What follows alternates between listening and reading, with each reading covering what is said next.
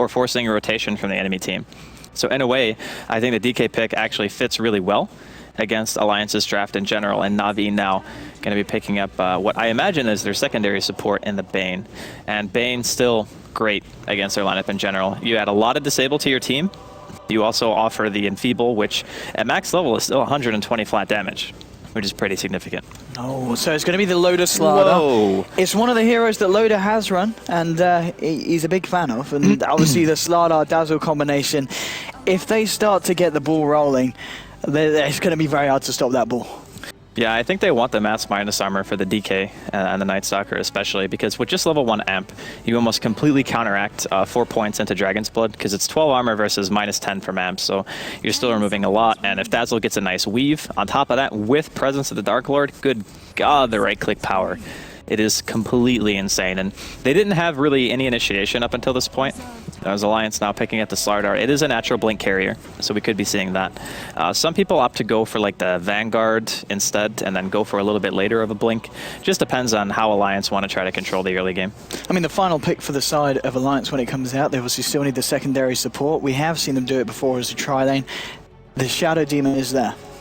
Yeah. I wonder if they would actually pick Shadow Demon. Last span out here from Alliance is going to be Axe, so Na'Vi definitely looking for another hero who's going to get some farm. That just means Alliance assume it's Night Stalker support, pretty much. And we could be seeing a safe lane hero here for Havost, and that would mean that Dendi is going to play DK, and then Funnick maybe off-lane Queen. Because right now, Alliance don't really have a lot to zone out a Queen of Pain. Like Slardar safe lane, I wouldn't be surprised at all to see Na'Vi just put Queen +1 off lane. Just because they see Dazzle Slardar. Like, how does that lane kill anything? Like, especially a Queen and a Bane. That would be very, very hard for them to deal with, but we'll see. Indeed, the final pick for the side of Na'Vi, switching it up a little bit. And of course, Alliance lending a little bit different to what they did run in the first game. And it's going to be a Winter Wyvern. All right. Alrighty-tighty. First time I've seen it at least in competitive play. So is that going to be a solo lane, Funnick Winter Wyvern, or is it going to be the Night Stalker solo lane? Good question. I think it's Night Stalker or Core, probably. Or honestly, I don't know. You could do a lot of things. You could put Queen of Pain off lane, and you could put the Night Stalker with a safe lane, I guess, DK or something. I don't know. It's so weird. Like, I wasn't expecting a Winter Wyvern as a last pick. And maybe that's the great thing about the draft. Would Alliance have been expecting this? Probably not either. I don't think so. No. So I mean, this is a hero who hasn't even played much at all. So it's hard to expect a hero who just doesn't get picked, much less a last pick, and then also makes your lanes really weird. Wow. I don't know. Final pick for Alliance. I don't know. What are they going to go for here? They do still need their secondary support. Almost certainly the Mad hero, Magicka's for this final pick. It's, I mean, anyone that kind of comes to mind that you feel that could work nicely against it? It's going to be the Venge. So just more minus armor and another defensive utility and being able to swap somebody out. Like against Bane, it's great because you don't actually have to stop the Bane channel. You can just swap the hero out. And even though that doesn't break the Fiend's Grip doing that, you still get him out of harm's way. And most of the time, just the Fiend's Grip damage isn't enough to kill. And plus, same thing can be said against Winter Wyvern. So it is going to be Funnick on the Queen of Pain as expected. It's going to be a position 1 NS. So it's double support, Bane, Winter Wyvern. Are they going to go aggressive with this is my question. I'm liking this a lot. We're going to have some action. We're going to have a lot of action. I believe so, yes. Havost Night Stalker. Okie dokie. Has he ever played Night Stalker? Well, I'm sure the stats boys will be having a look at that. Like, has he actually ever... I'm sure he's played Night Stalker before, but it's been a long time, right? It's been a long time, I think, since we've seen anyone play the position 1 Night Stalker. Yeah, usually it's just support, like every game. I mean, what is the benefit of prioritizing the farm with this in your mind? Well, you just get to, like, a lot of position 1 or mid Night Stalkers just farm Midas, and then they just go straight into Aghanims. And they just play the same way that a support Night Stalker typically does. It just happens a lot faster. So you're going to have the map control of the Aghanims a lot quicker into the game. You can look to pool him a gem, and he just becomes a beast of map control here. There we go. Weapons with the knowledge bombs. The Force Night Stalkers TI1. TI1 strats. TI1. Yeah, but there were like half the heroes in the pool at that point. Maybe even less than half. It was like 35 or 40 heroes or something like that. Him and Artstyle played it back then. Oh, there we go. There you go. Right. A little bit of a history lesson for your boys on Twitch chat there. Got him. From thanks to Weppers. But Well, we're into the game. The second of this two-game series here between Alliance and Na'Vi. It's myself, Odie Pixel, and Draskell here, casting on the league play of the ASUS ROG DreamLeague Season 3. Anyway, let's get our teeth stuck in. On the side of Alliance, we're going to have Ake on the Dazzle, Pycat on his signature Shadow Fiend, Magicka's going to be on the Vengeful Spirit support. It's going to be Loda on that position 1 Slardar, and finally, where is he? There he is, the old rat himself. Bulldog is going to be playing on the Nature's Prophet. Who are we seeing on what on the side of the Dire, Draskell? All right, so we got Sonico is going to be playing the Winter Wyvern here. We're going to have Havos playing a position 1 Night Stalker. Towards the river, we're going to have Artstyle on Bane.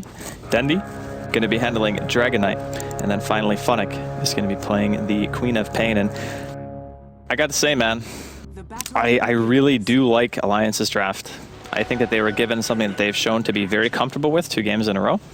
And I think the Slardar is amazing against Navi's heroes. However, we do have to keep in mind that Winter Wyvern is very good at being able to stop aggression. Like having the Winter's Curse and even just Cold Embracing, whoever you're focusing down, can be really nice. Like it stops physical damage output for guaranteed 4 seconds, so it can be quite powerful. And against a team who is almost all physical damage, like Alliance are going to be kind of suffering with that, I think.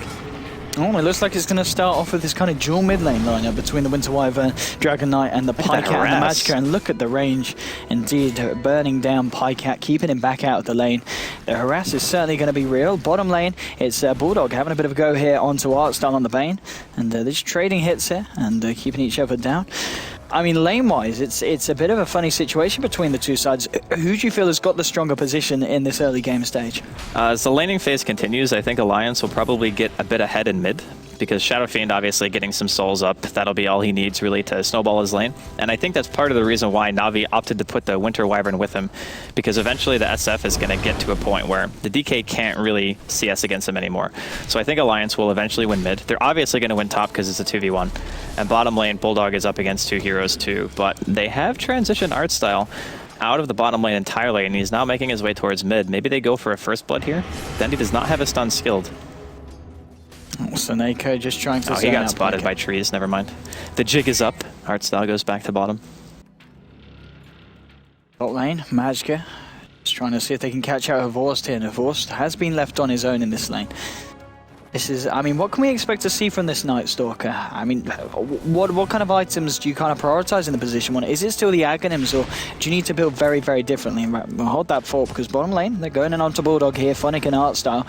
He has got the Nightmare to hold Bulldog in place, to allow Funnick to get himself in, but the Treant control, the micros there. Bulldog's going to be able to keep himself alive in the tree line.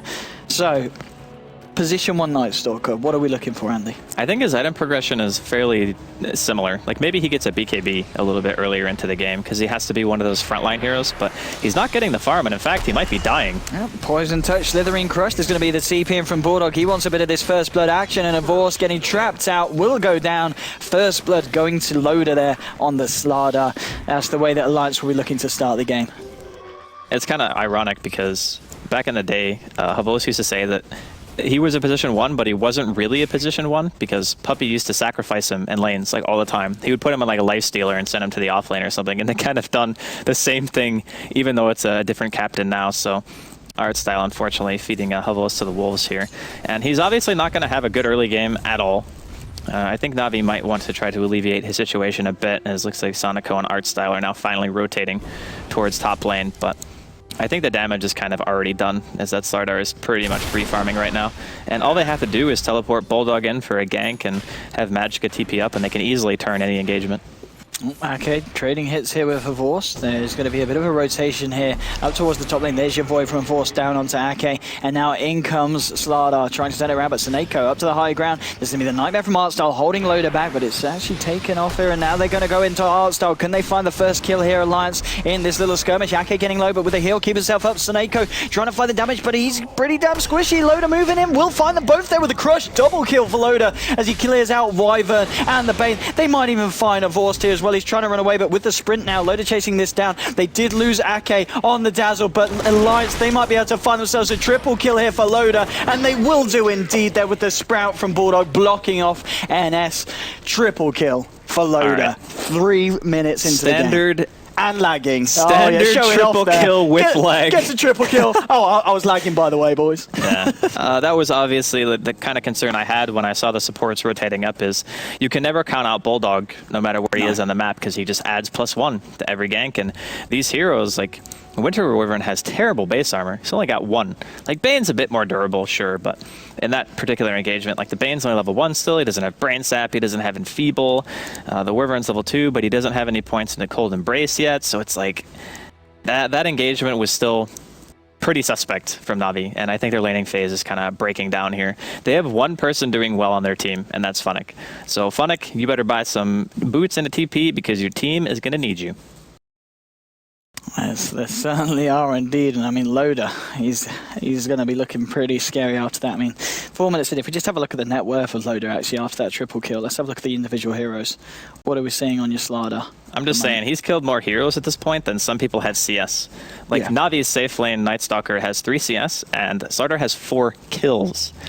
So, yeah. Ooh, 100% kill contribution from Loda. Not bad. Not bad at all. And we are going to get the game back underway here, as Loader has returned. But indeed, I don't think you could hope for a better start if you're Alliance in this game. Oh, definitely. Like getting the Slardar to a blink at an early stage, that's the dream. That's what you want. And plus, if he gets that blink, you're going to be able to explode these heroes with having amplify damage. He's already level 5 and it's 4 minutes in. And that's in a dual lane, right? So he wasn't even getting solo EXP. He was sharing it with Ake, who is only level 2 at this point. So he obviously died during the engagement, so he didn't get the experience after the next 2 heroes were traded off. But either way, Alliance definitely happy with the way the early game's going here. And middle lane, like Dendi, he's doing all right, as much as you can expect him to do, but the supports kind of have to be in 2 places at once. Like the Night Stalker needs help, Dendi needs help. The offlaner is the only person who's having an easy time. So between the two of those lanes, you can only help one. Top lane Loader with the sprint, looking to see if we get a bit of a wraparound here. Vorst, he has got the backup of Seneko here on the Wyvern, and also now start coming in with the Bane, and Dendi with a haste rune looking to try and Dragon Tail someone up, and they're going to go for Loader here. Loader finds the crush onto Dendi, will give him a bit of a punch, now tries to run, but there's your Dragon Tail holding Loader back. They might be able to burst him down here. He's trying to find something in return, but Loader getting caught out. Will find a Slitherine crush, now tries to sprint away, but the Breathe Fire will bring him down. Do commit a fair bit there, but Na'Vi are able to take down Loader, and also on top of that, Dendi does get the bonus. Yeah, I'm glad that he actually got a rune that was useful, because if that had been anything other than a haste, maybe that gank would have never happened. So pretty fortunate for Dendi to walk into the S4 rune and channel his inner Gustav as he gets a kill from that. But they desperately needed that. Like killing Loda, maybe one of the best heroes to take down at this point, because his CS isn't fantastic. It's just that he's gotten a lot of kills. But that also gave time to Havos to almost completely catch up in terms of the CS category. So he's making his way back into the game one step at a time here. And bottom rune. Indeed, Pycat's going to find Funnick, because Funnick found Pycat, because Funnick's got the backup of Artstar and Snake. There's going to be Raze bringing them very, very low. There's a Sonic Wave kind of thrown out as well in the panic, just to make sure that he doesn't bring anyone down with him. But yeah, Shadow Fiend does go down there. Yeah, another nice pick. Like this is the way that Na'Vi has to fight their way back into the game. Their static laning isn't as good as Alliance's, and sometimes even rotating can backfire just because of Nature's Prophet teleports. And now Bulldog being 6, he can also throw in a Wrath of Nature to every single gank, and that's just another nuke, essentially, that he doesn't even have to be there for to ensure that you're going to be dropping. But now it looks like Alliance, they're kind of split up here. They're looking to just transition Loda to the safe lane to maybe try to get to his blink faster, but he's up against a Queen. Ooh, Magka comes in with the Magic Missile. There's a follow-up Slithering Crush. Have they got enough damage? Yes, just before he's able to get the blink out. Vengeful Spirit getting the final touch there. Very nice control of the stuns there to bring down the Queen of Pain, Funnick.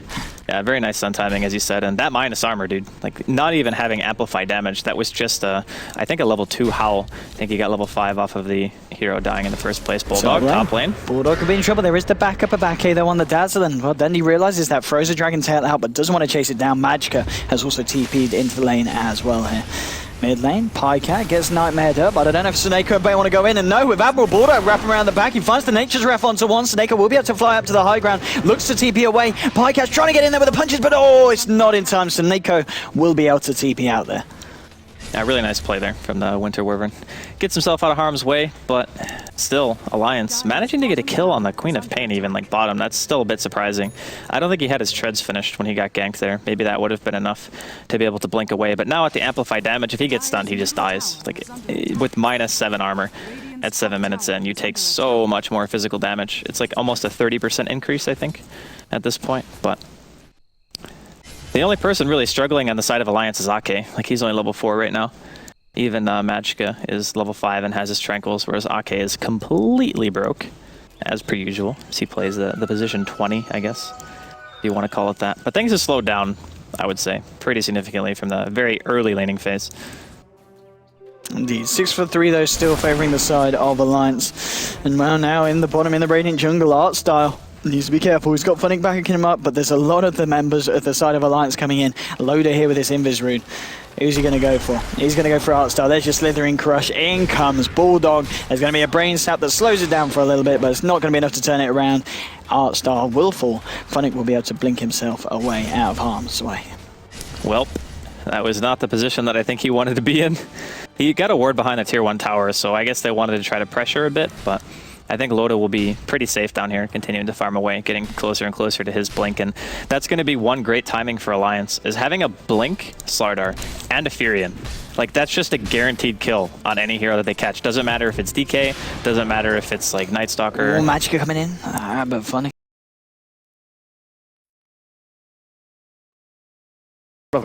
Harassment up top. Yeah.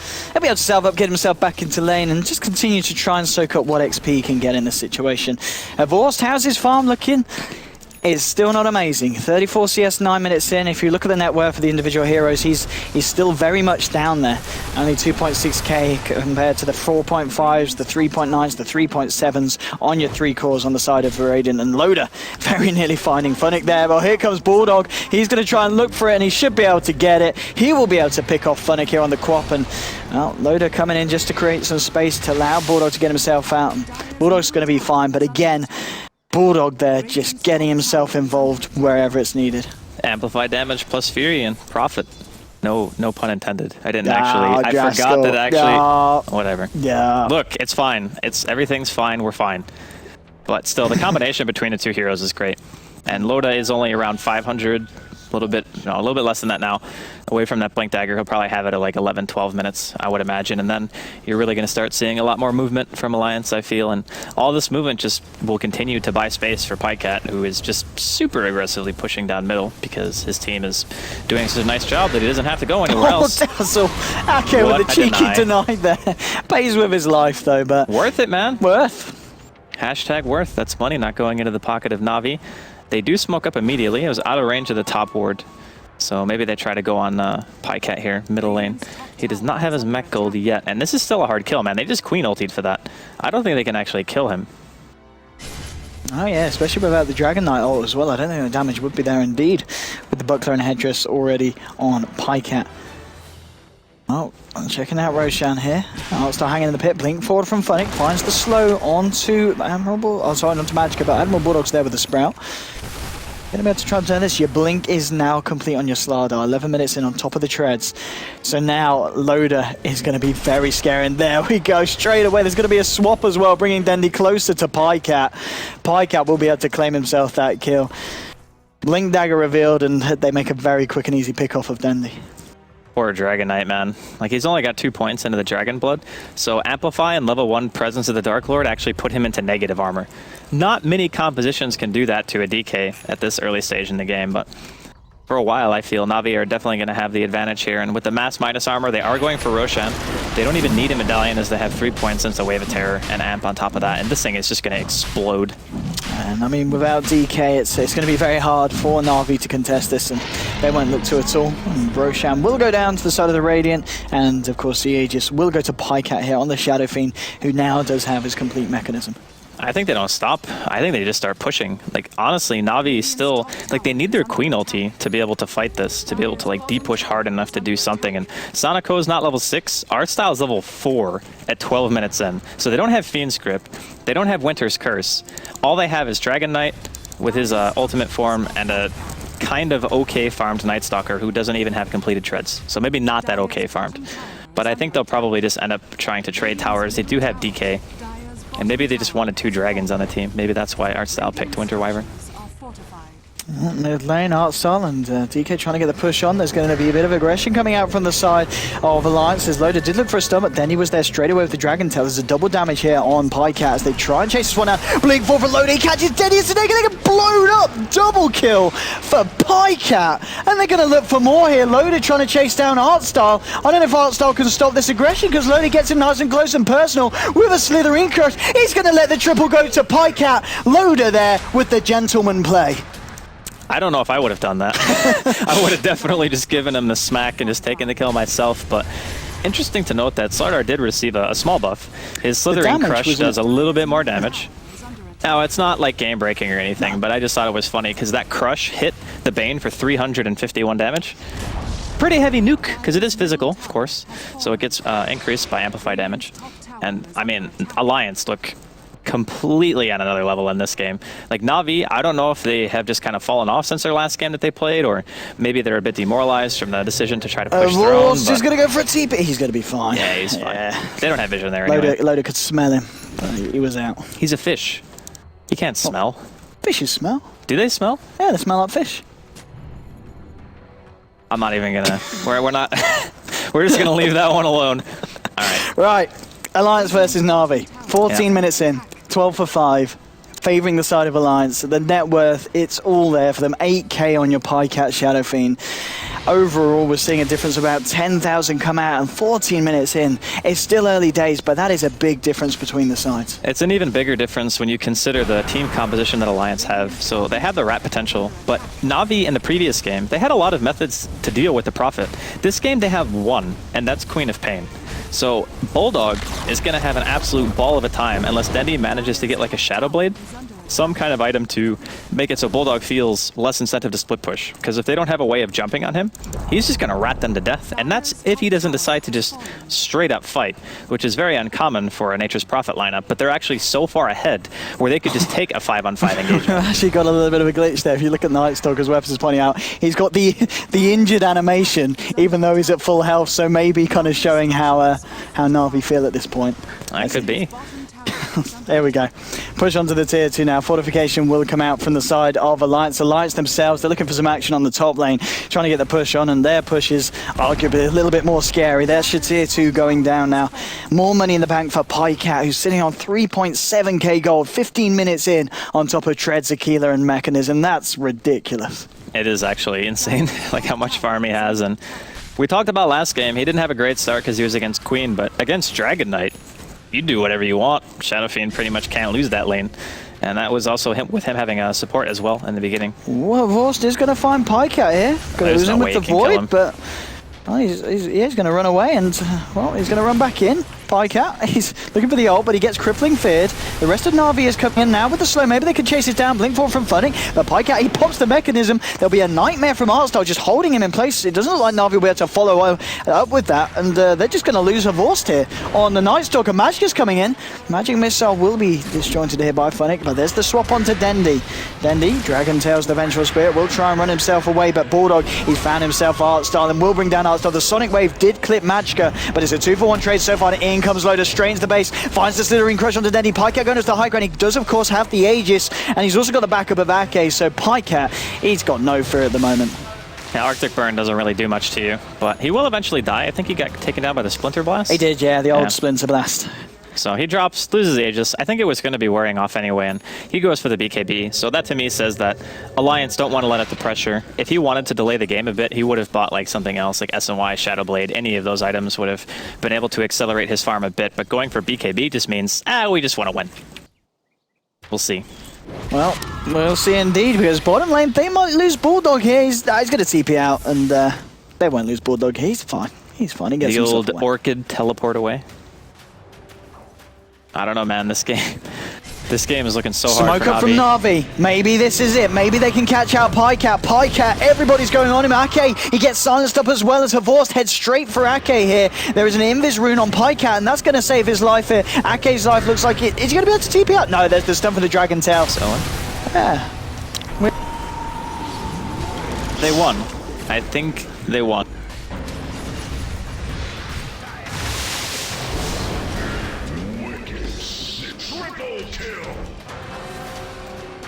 Not the game, but not the the fight. game, the fight.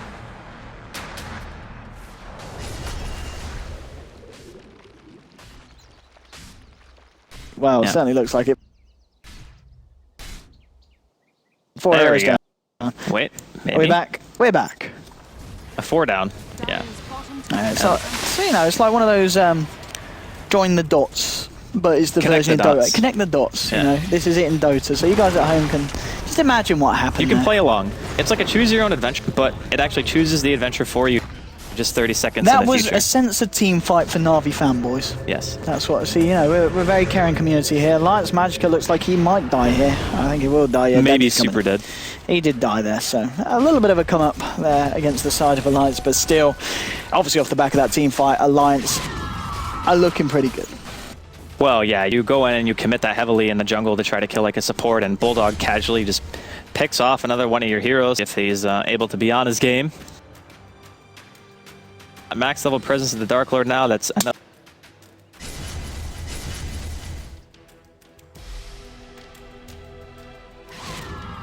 And if you get Wave of Terror,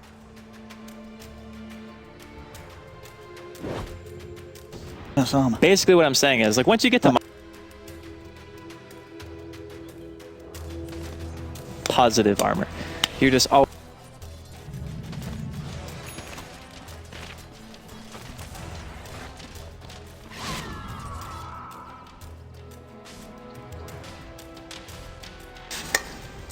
Well,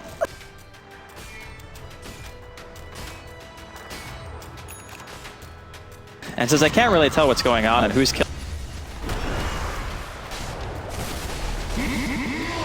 I don't know why mine's farther behind.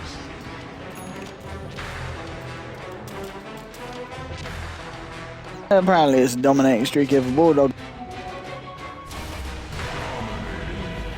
It's just like, it's so hard for them to come. Dire's middle tower is under attack. Back anyway. Like, they just got Dire's middle Tot- tower has fallen. totally wrecked. Dire's middle Here we go. It looks like we're back. they're almost like throning. We're Yes. back in the game. So we're back in the game. You missed it, but a fair few of the side of Na'Vi did die there. I think the only person we missed dying on Alliance was Magica on the Vengeful Spirit. But as we can see here, Alliance pressuring the tier 3s. Vor's trying to come in. There's going to be a TP in from Dendy, but he gets silenced up straight away. Pycat going in with the Requiem of Souls. Loader holding Dendy in place there with the Slitherine Crush. But Pycat's actually been Fiend Script, didn't get the Requiem off. Now he's just going to blink down and look for Artstyle. Artstyle holds him back there with the Nightmare, but they've already lost Dendy here on the side of Na'Vi. And a blink forward from Loader. They're going to lose Artstyle as well. Magica swapping back a Vorst. He's been amplified. The amount of right-click physical damage coming through, he goes down as well. Vorst will buy back straight away here, trying to get himself back into the fight here with Winter Vibe, and there's going to be the ult on Loader. Magica and Bulldog turn against their own kind, will bring down Loader, and now Vorst chasing down Magica with the crippling fear. Pycat's there though, and you've got to be a bit scared of Pycat because he's hit it pretty hard. Furnick will be kept alive here by the Wyvern, but I think it's only prolonging the inevitable. He will be able to blink himself away, but a blink forward there from Pycat. Bulldog as well, trying to catch out Furnick. There's going to be a buyback from Seneko on the Winter Wyvern. Furnick coming in. Bulldog trying to TP out. Pycat covering the backside of Bulldog, saying, you get yourself out there, mate. I'll look after you. And it's a godlike streak for Pycat. Dendy, is he going to look for some more? He's coming straight out the mid lane there. He's not happy, but he's going to get stunned up by a magic missile from Magica. Now from the sidelines, Pycat coming in. There'll be a Nightmare onto Dendy, but GG is called. Bulldog picking off Artstyle on a wicked sick kill streak. Dendy goes down as well. And I think that line pretty much sums up the game. Pycat is beyond godlike. Somebody kill them.